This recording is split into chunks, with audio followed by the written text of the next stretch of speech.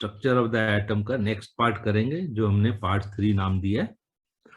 सो बच्चों, हमने पार्ट 1 और पार्ट 2 में स्टडी किया था कि कोई भी एटम है उसके स्ट्रक्चर के बारे में, किसी भी एलिमेंट का एटम हो।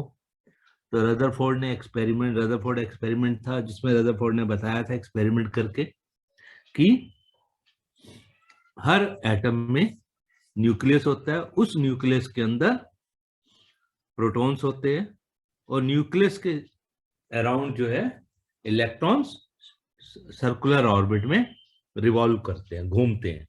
जैसे अर्थ सन के अराउंड घूमती है या और प्लैनेट्स घूमते हैं, है ना। मून अर्थ के अराउंड घूमती है ना। वो भी एक circular orbit, elliptical orbit type होता है।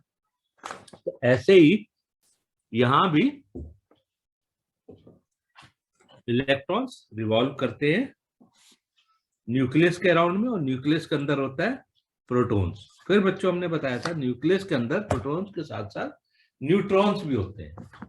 आगे साइंटिस्ट ने जो है डिस्कवर किया कि न्यूक्लियस के अंदर छोटा सा न्यूक्लियस होता है एटम के सेंटर में।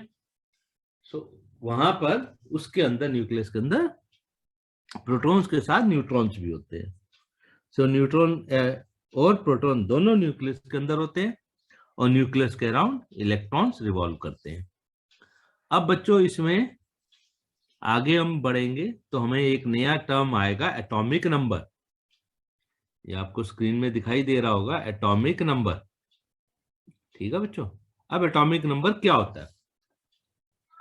एटॉमिक नंबर बच्चों, it is the number of protons in the nucleus of an atom and is denoted by Z।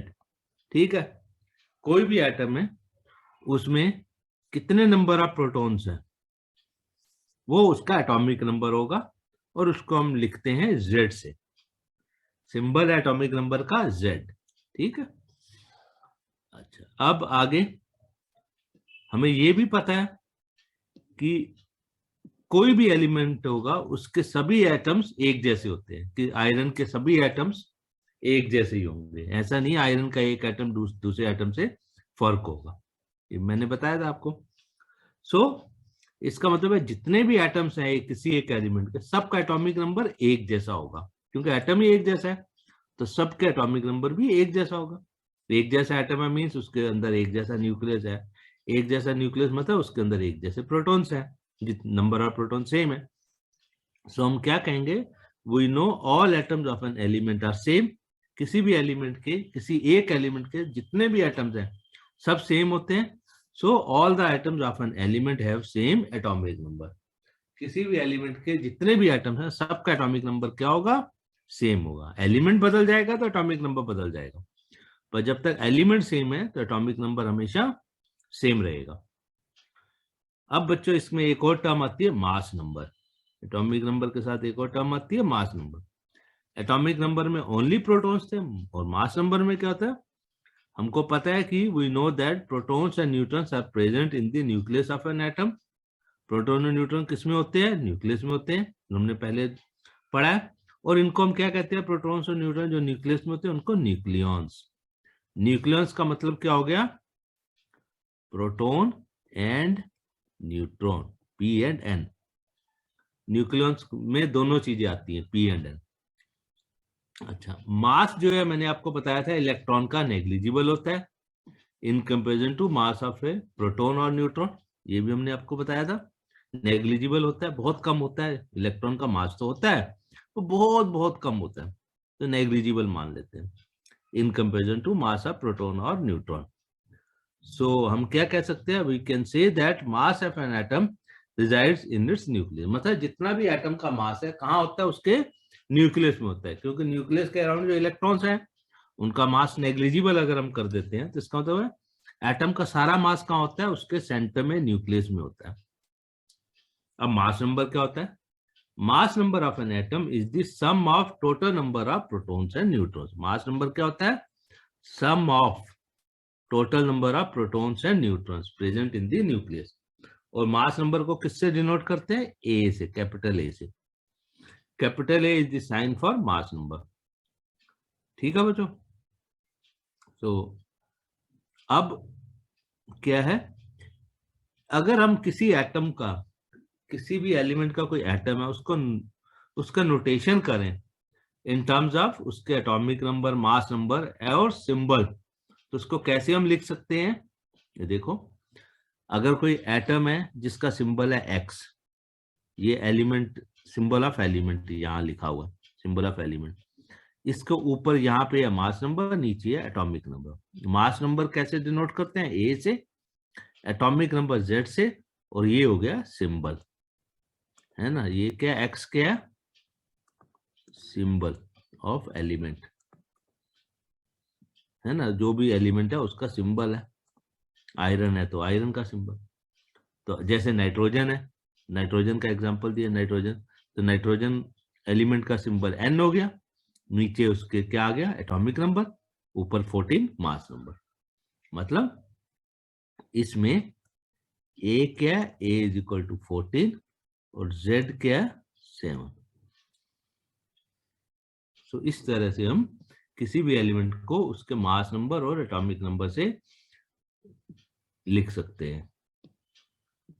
ठीक है बच्चों, तो अगर हम ऐसे लिखेंगे तो हमें क्लियर होगा कि ये एलिमेंट है और इसका एटॉमिक नंबर और मास नंबर यही है। आगे और भी आएंगे एलिमेंट, सभी एलिमेंट्स के बारे में आपको आएगा, तो सभी एलिमेंट्स को ऐसे ही लिखना है। अब बच्चों, इसी number of protons, number of neutrons जो प्रेजेंट होते हैं न्यूक्लियस में, इसमें कभी कभी चेंज हो सकता है नंबर्स में।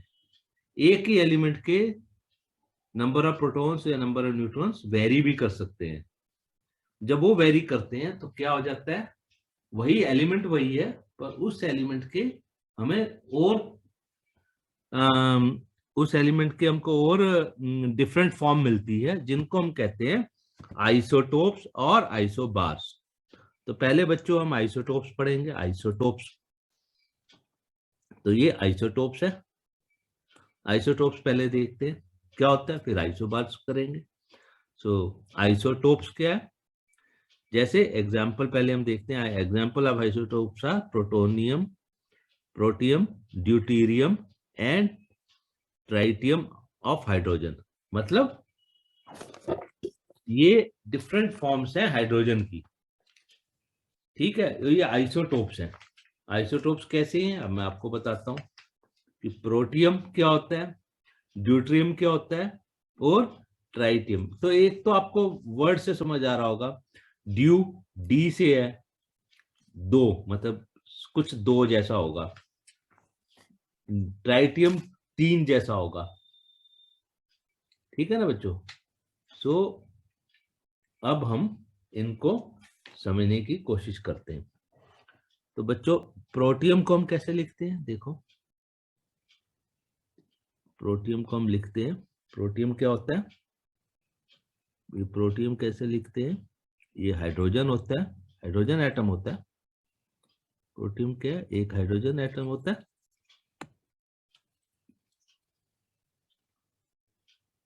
और इस हाइड्रोजन एटम में एक एक होता है, मतलब इसका एटॉमिक नंबर भी 1 और मास नंबर भी 1। 1H1, 1H1 प्रोटियम हो गया, है ना। तो इसमें क्या हो गया? इसका एटॉमिक नंबर 1 है, मतलब एटॉमिक नंबर 1 है, मतलब इसमें क्या होगा? नंबर ऑफ प्रोटॉन्स कितने हैं? नंबर ऑफ प्रोटॉन्स 1, क्योंकि ये है A इज इक्वल टू 1, और ये सॉरी ये है Z इज इक्वल टू 1 और ये A इज इक्वल टू 1।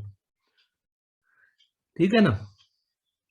और number of neutrons and protons, number of protons and neutrons, ये भी कितने हैं? टोटल नंबर, ये भी ए भी 1 है, तो 1 है, मतलब ये चीज कहां से है? ये Z है और ये A है। इसका मतलब क्या हो गया? नंबर ऑफ प्रोटॉन 1 है, मान लिया, नंबर ऑफ प्रोटॉन्स है, न्यूट्रॉन्स भी 1 है, तो इसका मतलब क्या हो गया? Protonium therefore in protium number of neutrons कितने हो गए? नंबर ऑफ प्रोटॉन 1 है, नंबर ऑफ प्रोटॉन है, न्यूट्रॉन भी 1 है, तो नंबर ऑफ न्यूट्रॉन्स कितने हो गए? Number of neutrons is equal to A minus Z, तो ए भी 1 है, जेड भी 1 है, तो is equal to 1 minus 1 is equal to 0।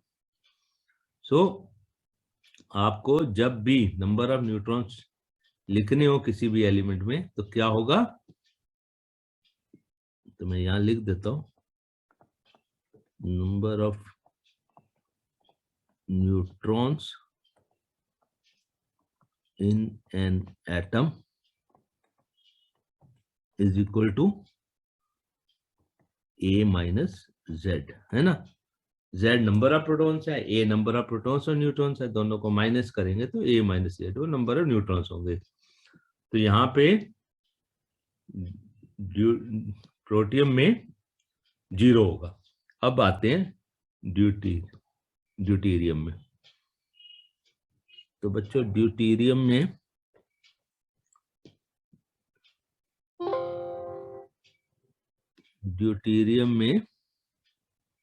इसका पहले तो हम देखते हैं सिंबल क्या होता है। ड्यूटेरियम डिनोट होता है, ये एच से था, ये होता है डी से, कैपिटल डी से, ठीक है।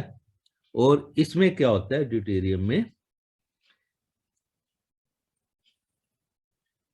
इसको हम लिखते हैं हाइड्रोजन एटम का आइसोटोप है, ये होता है 1 हाइड्रोजन 1H। तो इसमें क्या हो गया, इसमें क्या हो गया, atomic number A is equal to 2 and Z is equal to 1। So deuterium में क्या होगा, कितने प्रोटॉन होंगे,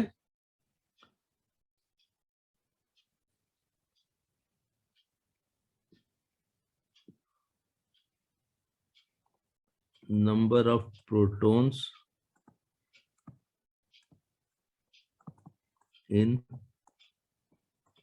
ड्यूटेरियम इज इक्वल टू 1, क्योंकि Z 1 है। और नंबर ऑफ न्यूट्रॉन्स कितने होंगे, number of neutrons in deuterium कितने हो गए, A माइनस जेड, मतलब 2 माइनस 1 इज इक्वल टू 1। तो ड्यूटेरियम में क्या होगा, एक प्रोटॉन होगा और एक न्यूट्रॉन होगा। ड्यूटेरियम में क्या होगा, एक प्रोटॉन और एक न्यूट्रॉन होगा। तो फर्क क्या आ गया, ड्यूटेरियम और प्रोटियम में कि एक न्यूट्रॉन बढ़ गया, है ना। प्रोटियम में तो न्यूट्रॉन था ही नहीं, 0 था, ड्यूटेरियम में 1 हो गया। अब है ट्राइटियम, अब ट्राइटियम इधर कर लेते हैं, ये ट्राइटियम है। ट्राइटियम बच्चों इसको डिनोट करते हैं T से, और ये होता है हाइड्रोजन 1 3। ड्यूटेरियम में मास नंबर 2 था, इसमें मास नंबर 3 हो जाएगा, ठीक है, 1 3 ट्राइटियम। अब इसको number of protons in tritium T,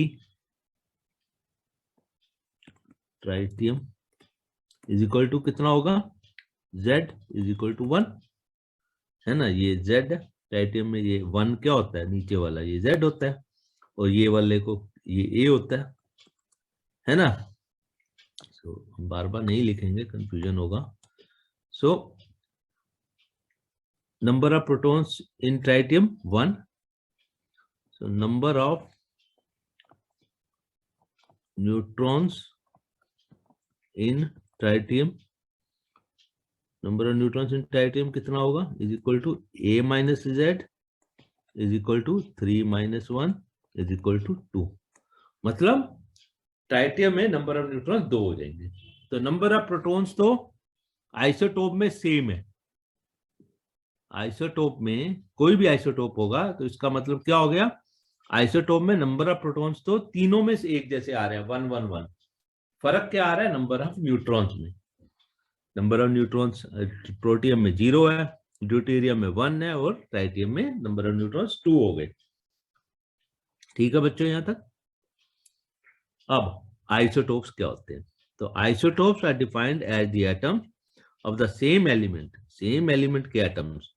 यहाँ क्या हो रहा है, सेम एलिमेंट्स के एटम में फर्क है, क्या है, एलिमेंट सेम है पर एटम्स में कुछ फर्क है, तो वो आइसोटोप बन जाते हैं। of the same element having same atomic number but different mass number, जिनका एटॉमिक नंबर सेम है, मतलब नंबर ऑफ प्रोटॉन्स सेम है बट मास नंबर डिफरेंट है। मास नंबर डिफरेंट होने का मतलब नंबर ऑफ न्यूट्रॉन्स अलग अलग है।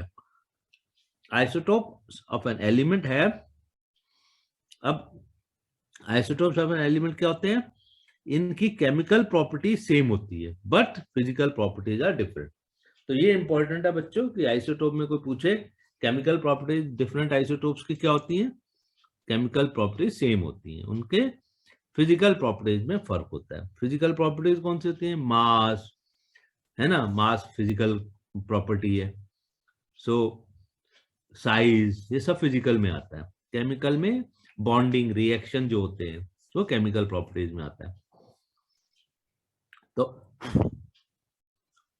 आइसोटोप्स की फिजिकल प्रॉपर्टीज डिफरेंट होती हैं, केमिकल प्रॉपर्टीज सेम होती हैं। अब एप्लीकेशन ऑफ आइसोटोप्स क्या होते हैं, आपको बहुत डिटेल में नहीं जाना है इन आइसोटोप, जस्ट एक आइडिया चाहिए आपको। एप्लीकेशन ऑफ आइसोटोप्स की क्या यूजेस हैं, तो बच्चों ये यूजेस क्या हैं आइसोटोप्स के, यूरेनियम एक एलिमेंट होता है, तो यूरेनियम के जो आइसोटोप्स है वो यूज होते हैं as a fuel in a nuclear reactor. Nuclear reactor में फ्यूल की तरह यूज होता है, जैसे गाड़ी में फ्यूल यूज होता है क्या, डीजल पेट्रोल गैस, है ना, वो फ्यूल है। तो न्यूक्लियर रिएक्टर में यूरेनियम एक फ्यूल की तरह इस्तेमाल होता है, आइसोटोप्स ऑफ यूरेनियम। और न्यूक्लियर रिएक्टर क्या होते हैं, न्यूक्लियर रिएक्टर जहां पे न्यूक्लियर रिएक्शन होती है। न्यूक्लियर रिएक्शन क्या होती है, देखो न्यूक्लियर रिएक्टर जो है दो, इसका फायदा भी है इसका नुकसान भी है। कैसे, हम जो इलेक्ट्रिसिटी जनरेट करते हैं वो न्यूक्लियर रिएक्टर से भी कर सकते हैं, ठीक है, वो हमारे ह्यूमन काइंड के लिए बेनिफिशियल है। और न्यूक्लियर रिएक्टर डिस्ट्रक्शन भी कर सकते हैं, कैसे, न्यूक्लियर बॉम्ब्स बनते हैं, वो क्या है, वो डिस्ट्रक्शन है। पर दोनों में एज ए फ्यूल यूज होता है आइसोटोप्स ऑफ यूरेनियम। ओके, फिर कोबाल्ट, एक और एलिमेंट होता है कोबाल्ट, उसके आइसोटोप्स कहाँ यूज होते हैं, in the treatment of cancer. जो कैंसर पेशेंट्स होते हैं उनको ट्रीट करने में आइसोटोप्स ऑफ कोबाल्ट मेडिसिन में यूज होता है, हॉस्पिटल्स में कैंसर को ट्रीट करने के लिए। फिर iodine, isotopes of iodine use होते हैं, ये भी मेडिकल साइंस में यूज होता है, कहाँ, हॉस्पिटल्स में, in the treatment of goitre. Goitre एक डिजीज होती है जिसमें इंसान का गला, आपने देखा होगा कुछ लोगों का गला बहुत बड़ा साइज का हो जाता है, आगे बल्ज हो जाता है आगे की तरफ। गॉइटर एक प्रॉब्लम होती है, डिजीज होती है, उसके ट्रीटमेंट में iodine, isotopes of iodine use करते हैं। इसीलिए हमें कहते हैं आयोडीन वाला सॉल्ट खाना चाहिए ताकि गॉइटर ना हो। इसलिए आप सॉल्ट पे जो नमक होता है उस पर लिखा होता है आयोडीन मिक्स, क्योंकि आयोडीन जो है गॉइटर को हटाता है। सो अगर किसी को फिर भी गॉइटर हो जाता है तो आइसोटोप्स ऑफ आयोडीन यूज करते हैं एज मेडिसिन। ठीक है बच्चों, तो ये तो हो गया आइसोटोप्स के बारे में। सो हमने आइसोटोप्स पढ़ लिए। आइसोटोप्स में क्या है, नंबर ऑफ प्रोटॉन सेम होते हैं, नंबर ऑफ न्यूट्रॉन्स वेरी करते हैं, मतलब एटॉमिक नंबर सेम होता है but different mass number isotopes में। अब हम करते हैं आइसोबार्स, थोड़ा सा फर्क है दोनों में। Atoms of different element have different atomic number but same mass number are known as isobars. मतलब अभी उल्टा हो गया, या एटॉमिक नंबर आइसोबार्स में डिफरेंट होंगे बट मास नंबर सेम होगा। ठीक है, atoms of different element having different atomic numbers but same. अब यहाँ पे, वहां पे तो सेम एलिमेंट के एटम थे, अब ये डिफरेंट एलिमेंट है। इंपॉर्टेंट ये है क्या है यहाँ पे? Atoms of the same element. Isotopes क्या थे? ये एटम्स होते हैं सेम एलिमेंट के। देखो ये क्या है? सेम एलिमेंट्स है, atoms of the same element. ये तो आइसोटोप्स होते हैं, atoms of the same element, important ये है। और atoms of different element, isobars क्या होते हैं? Atoms of different elements. ठीक है, ये देखो different elements having same atomic number but having different atomic number but same mass number is known as isobars. तो यहाँ पे क्या होगा? एटॉमिक नंबर वेरी कर रहा है, मतलब नंबर ऑफ प्रोटॉन्स वेरी कर रहे हैं, पर नंबर ऑफ प्रोटॉन्स और न्यूट्रॉन्स का सम सेम होगा। मतलब जितने प्रोटॉन कम या ज्यादा होंगे उतने न्यूट्रॉन्स, अगर प्रोटॉन बढ़ेंगे तो न्यूट्रॉन कम हो जाएंगे आइसोबार्स में। ठीक है, जैसे एग्जाम्पल दिया हुआ कैल्शियम हैविंग, इसका एटॉमिक नंबर 20 है, आर्गन का 18 है, पर दोनों का but mass number of both is 40। तो इसका मतलब क्या हो गया? इसका मतलब अब हम समझते हैं। देखो ये कैल्शियम, तो इधर आर्गन।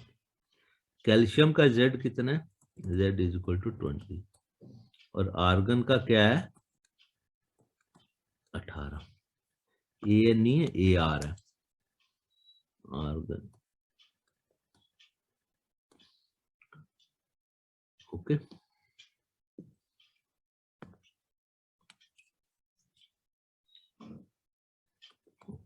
मैं पूरा ही लिख देता हूँ आर्गन, इसको लिखते हैं AR। ये कैल्शियम, इसको लिखते हैं Ce। ओके, और दोनों का मास नंबर क्या है? इसका भी 40 है, इसका भी 40 है। तो इसमें नंबर ऑफ प्रोटॉन्स कितने हैं? Z क्या होता है? 20 क्या है? ये नंबर ऑफ प्रोटॉन्स है, मैं इधर लिख देता हूँ।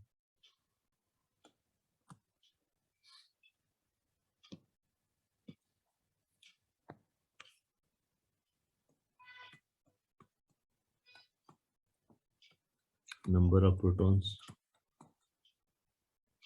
है ना, Z is equal to this, और इसके number of protons Z is equal to this. तो अब ये क्या है? Number of protons and neutrons.